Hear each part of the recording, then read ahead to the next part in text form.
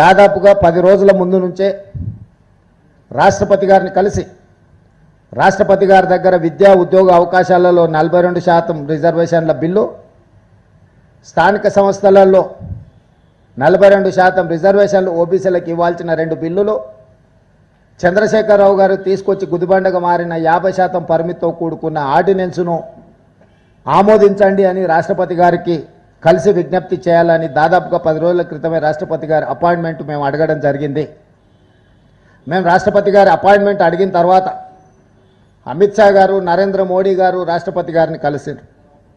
వారు ఏం మాట్లాడుకున్నారో తెలియదు, కానీ మా కొండా సురేఖ గారు, మా పొన్నం ప్రభాకర్ గారు, మా మహేష్ గౌడ్ గారు, మా శ్రీధర్ బాబు గారు ఒక ఆలోచనకు, ఒక నిర్ధారణకు వచ్చిండ్రు.